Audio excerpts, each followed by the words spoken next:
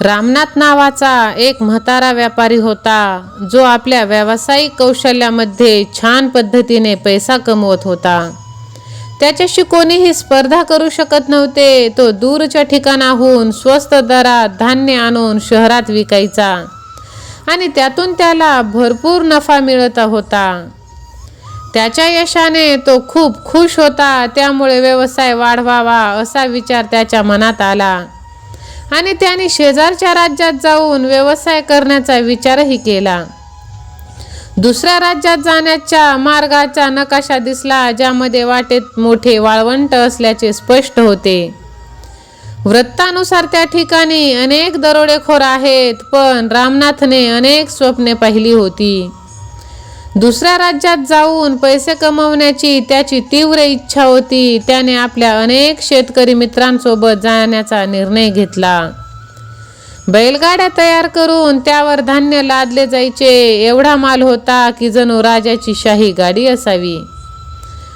अनुभवी रामनाथच्या गटात अनेक लोक होते, ज्यात तरुण आणि वृद्ध अनुभवी लोकही होते, जे वर्षानुवर्ष रामनाथ सोबत काम करत होते.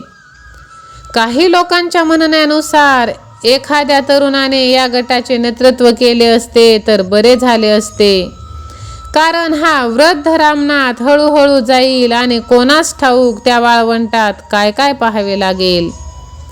मग काही 9 लोकांनी मिळून आपला गट तयार केला आणि आपला माल दुसऱ्या राज्यात नेऊन व्यवसाय करण्याचा निर्णय घेतला. रामनाथला त्याच्या आवडत्या लोकांनी याची माहिती दिली, तेव्हा रामनाथने कोणतीही गंभीर प्रतिक्रिया दाखवली नाही. तो म्हणाला, प्रत्येकाला स्वतःचा निर्णय घेण्याचा अधिकार आहे. त्याला माझे काम सोडून स्वतःचे काम सुरू करायचे असेल तर त्यात माझी काहीच हरकत नाही. त्यांच्यासोबत जाऊ इच्छिणारे इतरही असू शकतात. आता रामनाथचे 2 वेगळे गट तयार झाले होते. त्यापैकी एकाचे नेतृत्व वृद्ध रामनाथ आणि दुसऱ्याचे नेतृत्व तरुण गजानन करत होते. त्यांच्या ग्रुपमध्ये एक म्हातारा आणि एक नव तरुण होते. प्रवास सुरू झाला. रामनाथ आणि गजानन आपापल्या गटासह निघाले. सर्वजण काही अंतरावर एकत्र चालत होते. तेव्हा गजाननचा एक गट पटकन पुढे गेला आणि रामनाथ आणि त्याचे साथीदार मागे राहिले.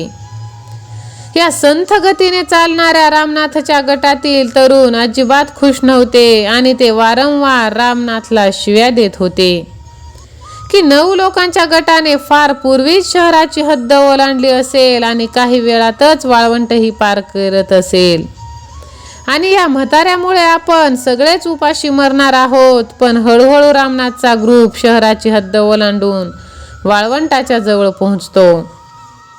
तेव्हा रामनाथ सगळ्यांना सांगतो की हे वाळवंट खूप लांब आहे आणि त्यात एक पाण्याचा थेंब सुद्धा सापडणार नाही. त्यामुळे जास्तीत जास्त पाणी भरा आणि सर्वात महत्त्वाचे म्हणजे हे वाळवंट दरोडेखोर आणि डाकूंनी भरलेले आहे.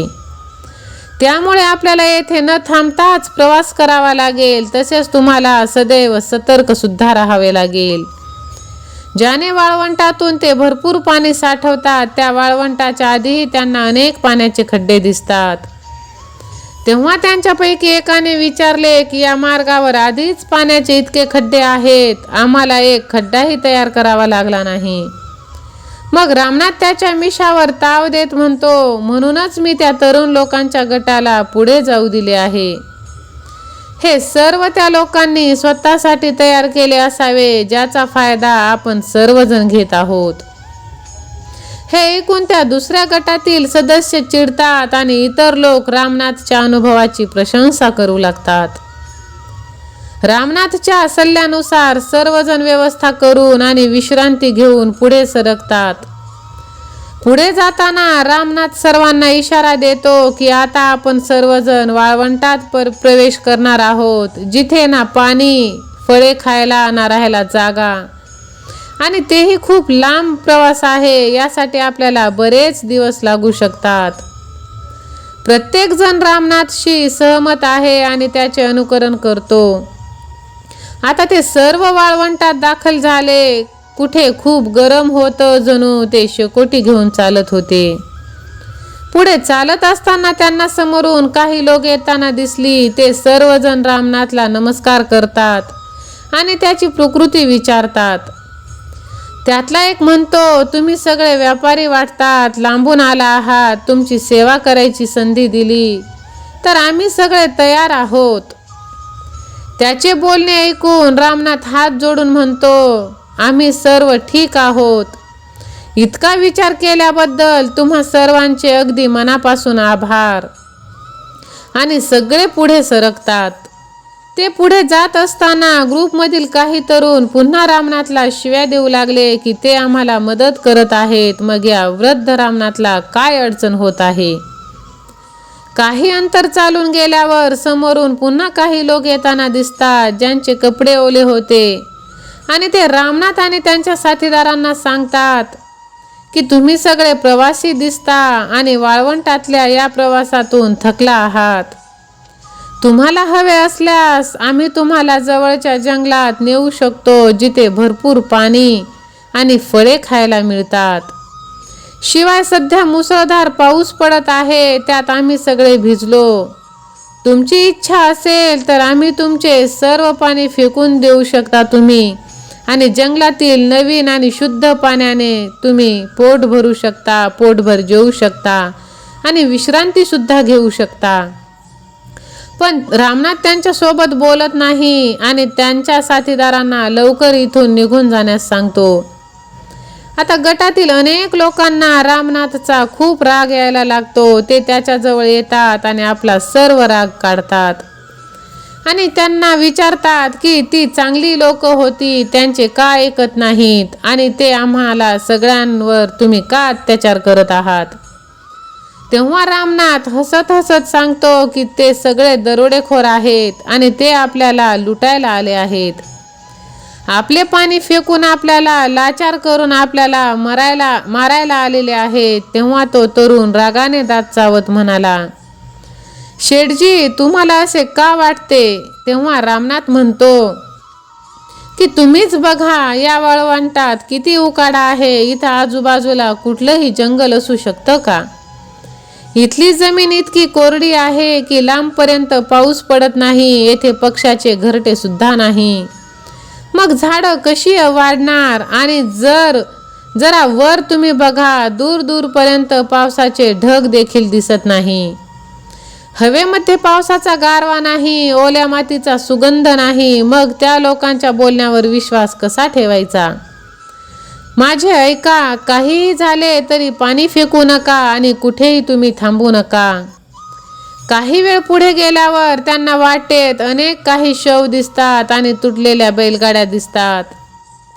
ते सर्व शव गजाननच्या गटातील लोकांचे होते. त्यातला एकही जिवंत नव्हता.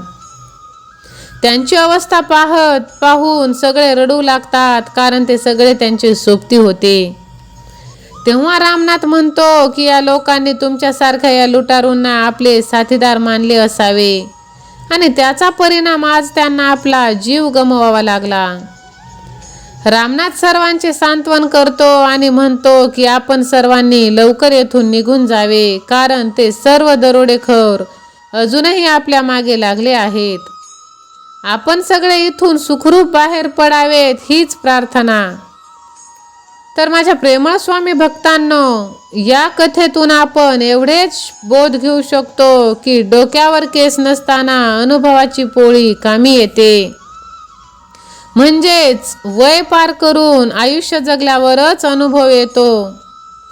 अनुभव काही पूर्वजांची संपत्ती नाही की तुमच्याकडे आपसुकच येईल. तर अनुभव हा कधीच मिळत नाही, तर तो कमवावा लागतो.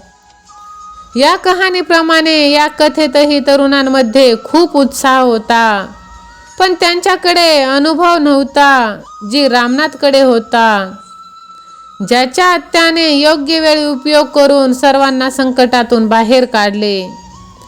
कोणतेही काम करायला उत्साहासोबत अनुभव देखील महत्त्वाचा आहे आणि अनुभवी लोकांकडून काही जर शिकायला मिळणार असेल तर ते नक्कीच शिकायला पाहिजे. त्यांच्या अनुभवाचा आदर सुद्धा केला पाहिजे. नक्कीच आपण आनंदी राहू.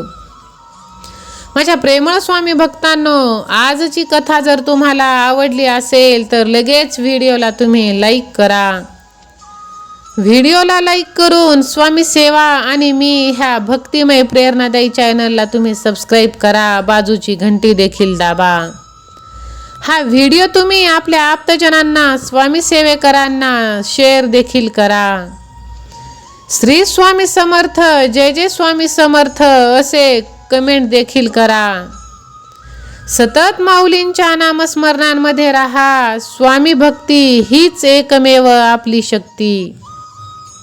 श्री स्वामी समर्थ, श्री स्वामी समर्थ, श्री स्वामी समर्थ, जय जय स्वामी समर्थ. महाराज श्री स्वामी समर्थ.